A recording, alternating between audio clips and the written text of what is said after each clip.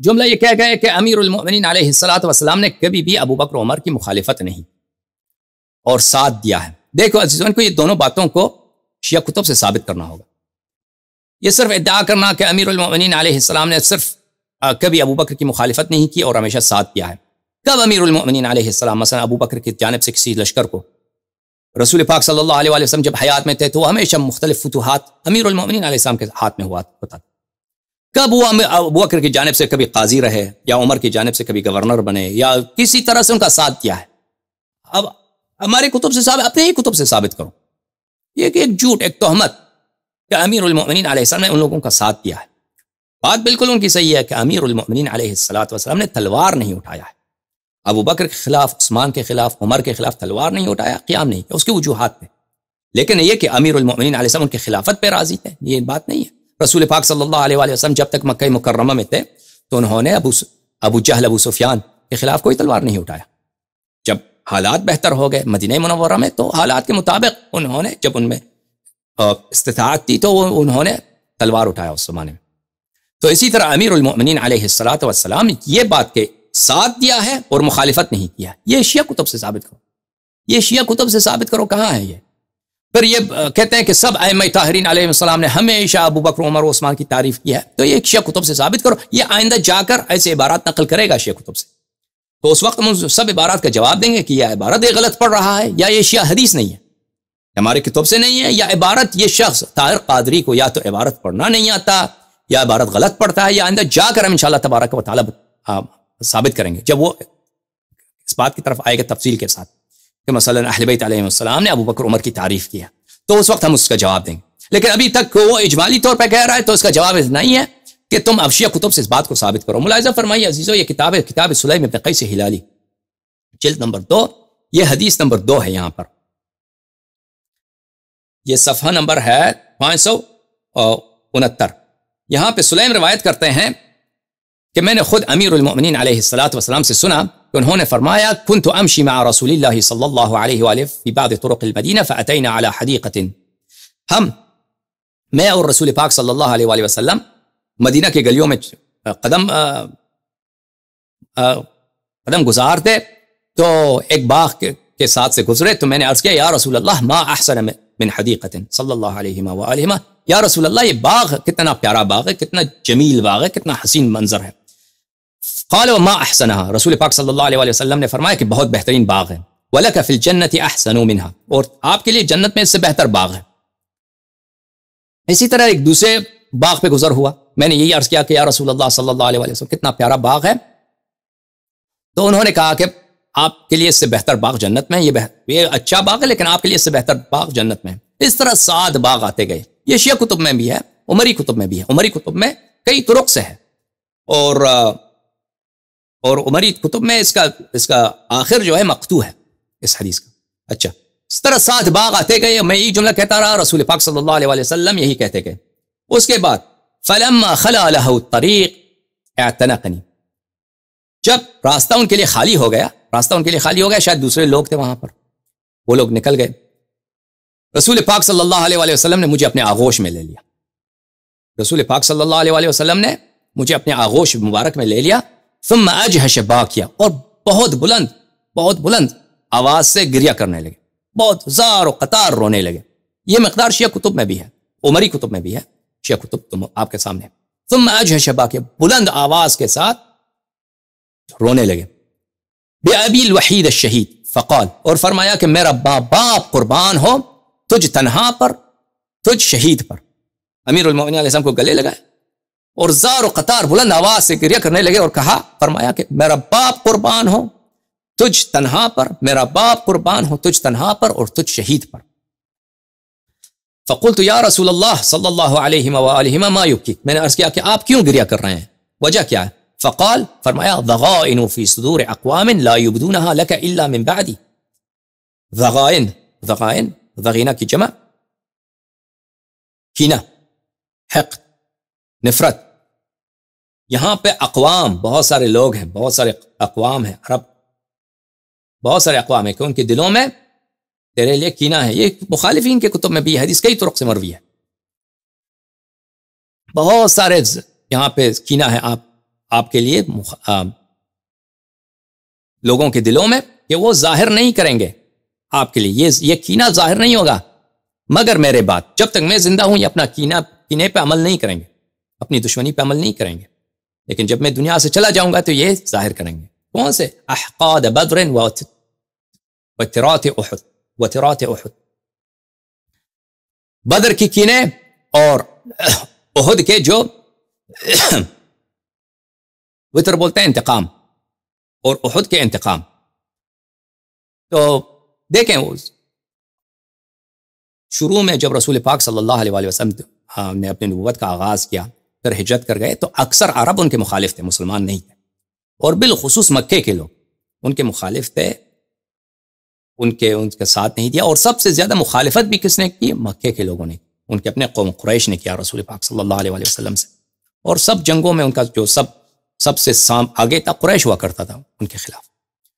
اور بعد میں جب وقت کے ساتھ گزرتا گیا، قلعہ خیبر فتح ہوا، فتح مکہ ہوا، تو مسلمانوں کی کافی وہ طاقت بڑھ گئی، اور اس کے بعد سب لوگ مسلمان ہو گئے، سب مسلمان لوگ ہو گئے۔ لیکن شروع میں تو سب قبائل اغلب و بیشتر رسول پاک صلی اللہ علیہ وسلم کے مخالف تھے، ہر قبیلے میں سے کچھ لوگ مسلمان تھے لیکن اکثر مخالف تھے۔ اور ان جنگوں میں کیا ہوا تھا؟ ان جنگوں میں اسلام کا بس ایک ہی ہیرو تھا، امیر المؤمنین علیہ الصلوۃ والسلام۔ میں سے جنگ بدر میں، جنگ احد میں، یہ آپ دیکھ لیں کہ کفار کی جانب سے جو لوگ مارے گئے تھے ان جنگوں میں، اکثر وہ امیر المؤمنین علیہ الصلوۃ والسلام کی تلوار مبارک سے جہنم واصل ہوئے تھے۔ اکثر ان کو جو شکست ہوئی تھی وہ کیونکہ ان کے سرداروں کو امیر المؤمنین علیہ السلام نے قتل کیا تھا، اور باقی جو صحابہ تھے ان کا ان جنگوں میں ان کا حصہ بہت کم تھا۔ ان جنگوں میں یہ تو غزوات مغازی میں آپ کو پتا ہوگا، جن کو پتا ہے۔ اور ان جنگوں میں یہ بھی تھا کہ بہت سارے صحابہ مثلا ابو بکر عمر، ان کا کوئی کارنامہ ہی نہیں ہے، کوئی کارنامہ کسی بھی جنگ میں آپ دکھائیں کہ ابو بکر نے ایک پتھر پھینکا ہو کسی کافر کی طرف، تیر مارنا، تلوار مارنا، کسی کو زخمی کرنا تو دور کی بات ہے، پتھر مارنے تک بھی اس کا نہیں ملتا۔ یہ اسی طرح عمر کا، اس کا کوئی کارنامہ ہی نہیں ہے جنگوں میں۔ ہاں یہ کارنامے ہیں اس کے فرار، یہ خوب بھاگتے تھے بھائی، عثمان خوب بھاگتا، یہ فرار کرنے میں کہانی آئیں گے انشاءاللہ تبارک و تعالیٰ، آگے وہ بتائیں گے آپ کو۔ تو جیلسی ایک طرف سے، تو جو صحابہ تھے ان کے دل میں جیلسی ہے، حسد ہے، اور ایک طرف سے جو صحابہ مسلمان ہوئے ہیں، کسی کا بھائی امیر المؤمنین علیہ السلام نے قتل کیا، کسی کا باپ کو قتل کیا، کسی کے چچا زاد بھائی کو قتل کیا ہے، ہاں وہ ذاتی مسئلے پہ قتل نہیں کیا ہے، اس کو قرآن کی دفاع میں رسول پاک صلی اللہ علیہ وسلم کی جان کو بچانے کے لیے، نماز روزہ دین کو بچانے کے لیے وہ واجب تھا اللہ کی جانب سے، ان کو جہنم میں دھکیل دیا ہے۔ تو ان کے دلوں میں احقاد بدر وترات احد، ان کے دلوں میں کینے ہیں، کچھ لوگ جیلس ہیں اور کچھ لوگوں کو انتقام چاہیے۔ آپ سے انتقام لینا ان لوگوں نے، جب تک میں زندہ ہوں یہ آپ سے انتقام نہیں لے سکتے، میرے جانے کے بعد یہ لوگ آپ سے انتقام لینا چاہیں گے، کیونکہ ان کے دلوں میں حسادت ہے، بغض ہے، دشمنی ہے آپ سے۔ اور عرب کا تو آپ کو پتہ ہی ہے کہ یہ لوگ کینے میں کتنے، ابھی تک عرب جو ہے کینے میں، مثلا دوسرے اقوام کو دیکھیں، عرب کو دیکھیں، زمین آسمان کا فرق ہے۔ اگر آپ عربوں میں رہ چکے ہیں تو آپ کو پتہ چل جاتا ہے کہ ابھی تک وہ قبائلی نظام جو ہے ابھی تک ان میں بہت زور سے ہے۔ اگر آپ کی دشمنی ہو جائے کسی فرد سے، مثلا آپ کسی خاندان کے کسی فرد پہ کوئی جھگڑا ہو جائے، پورا خاندان آ جاتا ہے اس کا ساتھ دینے کے لیے، اور بہت زور کے ساتھ آ جاتے ہیں۔ اگر آپ عربوں کے ساتھ آپ کا معاملہ رہا ہو تو آپ ابھی تک وہ نظام چل رہا ہے۔ اگر کسی کا قتل ہو جائے تو پورا اس کا قبیلہ آپ سے انتقام لینے کے لیے آئیں گے، ابھی تک یہی سلسلہ چل رہا ہے ان کا قبائل کا، سعودی عرب میں اور عراق میں اور اردن میں ابھی تک وہ سلسلہ۔ اب رسول پاک صلی اللہ علیہ وسلم کے زمانے میں، اس زمانے میں تو قبائلی نظام پورے عروج پہ تھا، پورے زور پہ تھا۔ فی سلامت من دینک، یا رسول اللہ میرا دین سالم ہوگا، فرمایا فی سلامت من دینک، فابشر یا علی فان حیاتک وموتک معی، یا علی سلام من اللہ علیہ، بشارت ہو تجھے، تیری زندگی میرے ساتھ اور تیرا موت میرے ساتھ، وانت اخی، تو میرا بھائی ہے، وانت وصی، تو میرا وصی ہے، وانت صفی، تو میرا چنا ہوا پیارا، تو میرا پیارا ہے، تو میرا چنا ہوا ہے، ووزیری، تو میرا، ہاں وزیر کس کو بولتے ہیں؟ وزیر وہ شخص جو بوجھ کو ہلکا کرتا ہے، تو میرا وہ ساتھی ہے جس نے میرا سارا بوجھ ہلکا کر دیا ہے، بوجھ ہلکا کر دیا، ووارثی، تو میرا وارث ہے، والمؤدی عنی، اور میرے جانب سے پورے عالم انسانیت کو اسلام جو پہنچے گا، ایمان جو پہنچے صرف تیرے ہی دروازے سے، تیری زبان اقدس سے، تیری اولاد معصومین علیہ السلام کے ذریعے، وانت تقضی دینی، صرف تو میرا دین قرضہ ادا کرے گا، وتنجز عداتی عنی، اور جو میرے وعدے کیے تھے میرے وعدے آپ کے دست مبارک سے پورے ہوں گے، وانت تبرئ ذمتی، تبرئ ذمتی وتؤدی امانتی، تو میرے بعد جو میرے ذمہ داریاں ہیں ان سب کو تو بچا لائے گا، اور میرے لوگوں کے امانات میرے پاس ہیں وہ تو ان کو واپس کرے گا، وتقاتل الناکثین من امتی والقاسطین والمارقین، اور میرے سنت پر ناکثین، ناکثین کا قتال، ناکث کون ہے؟ عائشہ ہے نا، عائشہ طلحہ زبیر ان کو ناکث بولتے ہیں، معروف مشہور ہے، ناکثین کا قتال جو امیر المؤمنین علیہ السلام نے فرمایا ہے، یہ رسول پاک صلی اللہ علیہ وسلم کے حکم سے کیا ہے، یہ ان کے صحیح حدیث ان کے اپنے کتب میں بھی ہے، آگے جا کر انشاءاللہ آئے گا۔ اگر طاہر قادری نے یہ نقطہ اٹھایا عائشہ کا جنگ جمل کا، وہ ہم ثابت کریں گے کہ جنگ جو جمل کا ہوا ہے وہ رسول پاک صلی اللہ علیہ وسلم کے حکم سے انا حرب لمن حاربکم، اور حکم دیا تھا کہ ناکثین سے لڑو، قاسطین اہل شام، مارقین اہل خوارج، ان سے قتال کریں گے آپ۔ وانت منی بمنزلۃ ہارون من موسیٰ، اور آپ جو ہیں ہارون کا جو نسبت موسیٰ سے تھا وہی آپ کو ہے مجھ سے۔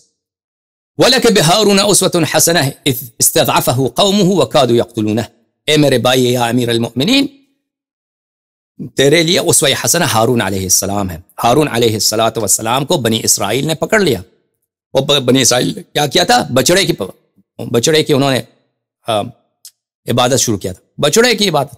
نماز جماعت ہو رہی کس کی؟ خدا کون ہے ان کا؟ بچڑا۔ امام جماعت کون ہے؟ حضرت سامری رضی اللہ تعالی عنی، صحابی ہے نا حضرت موسیٰ علیہ السلام کے، صحابی حضرت موسیٰ علیہ السلام کے کہتا ہے نماز، صحابہ کو جمع کیا، کیا وہ نماز جماعت پڑھتے ہیں، کس کے لیے؟ خدا کون ہے؟ وہ ہے بچڑا۔ تو حضرت ہارون علیہ السلام نے منع کرنے کی کوشش کی، کہا آپ خاموش، قتل کر دیں گے تجھے، وہ قتل ہونا چاہتا ہے قتل کر دیں گے جی، خاموش۔ تو وہ خاموش ہو گیا بیچارہ۔ وَلَكَ بِهَارُونَ، ہارون تیرے لیے اسوہ حسنہ ہے، استضعفه قومه وكادوا يقتلون فاصبر لظلم قریش ایاک وتظاہرهم علیک۔ رسول پاک صلی اللہ علیہ وسلم نے فرمایا میرے بعد تجھ پہ قریش تجھ پہ ظلم کرے گا، قریش جب تجھ پہ ظلم کرے تو صبر کرنا، قریش تجھ پہ تظاہر کرے گا، ایک دوسرے کے ساتھ اتحاد کر کے ہاتھ میں ہاتھ ڈال کے تیرے پہ ظلم کریں گے، تو اس وقت صبر کر لینا۔ فإنک بمنزلۃ ہارون من موسیٰ، تو تیرا منزلت وہی ہے جو ہارون علیہ السلام کو موسیٰ سے تھا۔ ومن تبعہ، فإنک بمنزلۃ ہارون من موسیٰ ومن تبعہ، تیری منزلت وہی ہے جو ہارون علیہ السلام کو موسیٰ سے تھا، اور تیرے شیعوں کی وہی منزلت ہے جو حضرت ہارون علیہ السلام کی شیعت ہے اور حضرت موسیٰ علیہ السلام کی شیعت ہے۔ وَهُمْ بِمَنزِلَةِ الْعِجْلَ وَمَنْ تَبِعَهُ، اور یہ لوگ جو ہیں جو تیری مخالفت کریں گے، قریش والے تجھ پہ ظلم کریں گے، ایک دوسرے کے ساتھ ہاتھ ڈال کر تیرا حق چھین لیں گے، یہ بالکل یہ اس بچڑے کی تھے، اور بچڑے کے جو عبادت گزار تھے، بچڑے کے جو نماز گزار تھے انہی کی طرح ہیں۔ اچھا، وَإِنَّ مُوسَىٰ أَمَرَ هَارُونَ حِينَ اسْتَخْلَفَهُ عَلَيْهِمْ إِنْ ذَلُّوا فَوَجَدَ أَعْوَانًا أَن يُجَاهِدَهُمْ بِهِمْ، ہارون علیہ السلام کو جب موسیٰ نے اپنا خلیفہ بنایا علیہ السلام، تو وصیت فرمایا کہ اے ہارون، میں جا رہا ہوں، اگر یہ لوگ میرے بعد گمراہ ہو جائیں تو تجھے مل جائیں، تجھے ساتھی مل جائیں، ساتھ دینے والے اعوان و انصار مل جائیں، تو جہاد کر لینا۔ وَإِن لَمْ يَجِدْ أَعْوَانًا أَن يَكُفَّ يَدَهُ وَيَحْقِنَ دَمَهُ وَلَا يُفَرِّقْ بَيْنَهُمْ، اور اگر تجھے انصار نہ ملے، تجھے اعوان نہ ملے، تو ہاتھ تلوار نہ اٹھانا، اپنا ہاتھ تلوار سے روک دینا اور اپنی جان بچا لینا، اور قوم میں تفرقہ نہ ڈالنا۔ یا علی ما بعث اللہ رسولا الا واسلم معه قوما طوعا وقوما آخرون کرہا، یا امیر المؤمنین، ہر نبی جو آیا کچھ لوگ اس کے ساتھ مل گئے، اسلام لائے ہیں اخلاص کے طور پر، اور کچھ لوگ زور سے مسلمان ہوئے، کچھ لوگ تمام میں مسلمان ہوئے۔ اس طرح نہیں ہے کہ پرانے انبیاء جو تھے سب ان کے میں جتنے لوگ ایمان لاتے تھے وہ سب مخلص ہوتے تھے، نہیں، ہر نبی یہی ہوتا ہے، کچھ لوگ زور زبردستی مسلمان ہوتے ہیں، کچھ لوگ اخلاص سے مسلمان ہوتے ہیں، کچھ لوگ لالچ میں مسلمان ہوتے ہیں، تمام میں مسلمان ہوتے ہیں، کچھ کیسے مسلمان ہوتے ہیں؟ اخلاص سے، سچے صادق مسلمان ہوتے ہیں۔ فصلت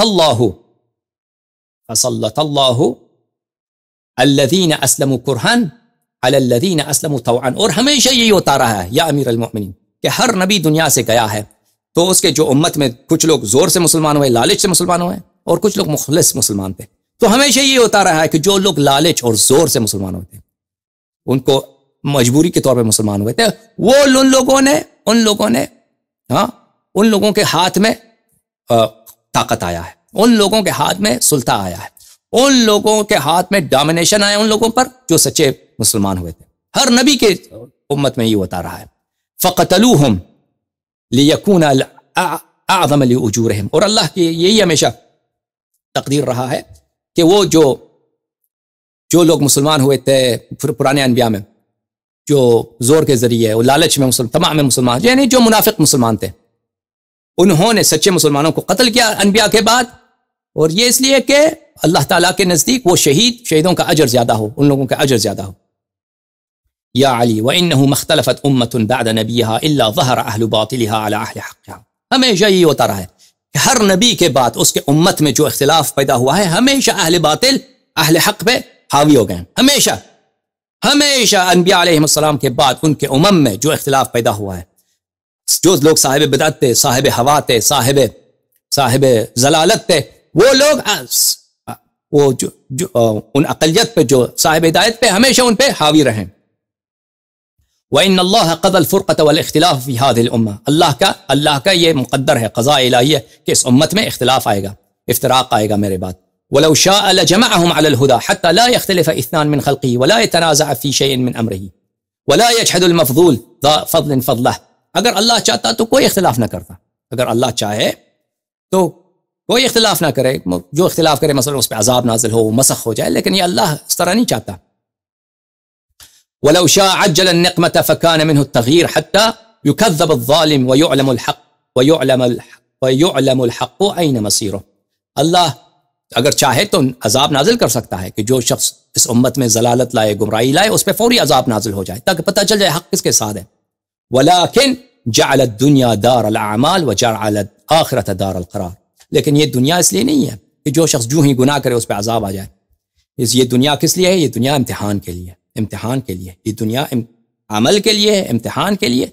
دار آخرت وہ بقا کے لیے، وہاں پہ بل عزت صرف مؤمنین کا ہے، وہ اہل طاعت کا ہے. لِيَجْزِيَ الَّذِينَ أَسَاءُوا بِمَا عَمِلُوا وَيَجْزِيَ الَّذِينَ أَحْسَنُوا بِالْحُسْنَى. تاکہ اللہ تعالیٰ گناہ کاروں کو ان کے گناہوں کا سزا دے اور اہل ایمان کو، اہل طاعت کو ان کی طاعت کا جزا دے. فقلت، پھر امیر المؤمنین علیہ السلام فرماتے ہیں کہ میں نے کہا الحمدللہ شکرا علی نعمائہ، اللہ کا شکر ہے، اس کی نعمتوں پر شکر ہے. وصبرا علی بلائہ، اللہ کی جانب سے جو بلا امتحان ہے اس پہ صبر کریں گے. وتسلیما ورضا بقضائہ، اور ہم اس کے قضاء الہی کے لیے راضی اور تسلیم ہیں. تو میرے عزیزو، امیر المؤمنین علیہ السلام کو ہمارے پاس بے شمار احادیث ہیں، یہ کم نہیں ہیں، بہت زیادہ ہیں. حکم تھا رسول پاک صلی اللہ علیہ وسلم کی جانب سے کہ جس طرح حضرت ہارون علیہ السلام کو حکم تھا کہ حضرت موسیٰ علیہ السلام کے جانے کے بعد اگر انصار ملے تو منحرفین کے ساتھ جہاد کرے، اور اگر انصار نہ ملے تو جہاد نہ کرے. تو لذا طاہر قادری کا یہ جملہ کہ امیر المؤمنین علیہ السلام نے ساتھ دیا ہے، کہاں ساتھ دیا؟ ساتھ تلوار نہیں اٹھایا ہے ابو بکر عمر کے خلاف، عثمان کے خلاف، بالکل بات صحیح ہے، تلوار نہیں اٹھایا ہے بالکل، لیکن وہ ایک حکم الہی کی جانب سے. لیکن یہ کہ ساتھ دیا ہے یا تائید کیا، ہم اس کو نہیں مانتے، اس حجت مانگتے ہیں طاہر قادری سے اور جماعت مخالفین سے. طاہر قادری ان کا ایک جملہ ہے کہ اہل بیت علیہ السلام نے اپنے بیٹوں کا نام ابو بکر عمر عثمان رکھ دیا ہے. اس کا بھی جواب آئے گا انشاءاللہ تبارک و تعالی کہ یہ ان کی بہت ہی ضعیف حدیث، ان کی بہت ہی ضعیف حجت اور کمزور حجت ہے. اس کا جواب بہت واضح آئے گا انشاءاللہ تبارک و تعالی. ہمارے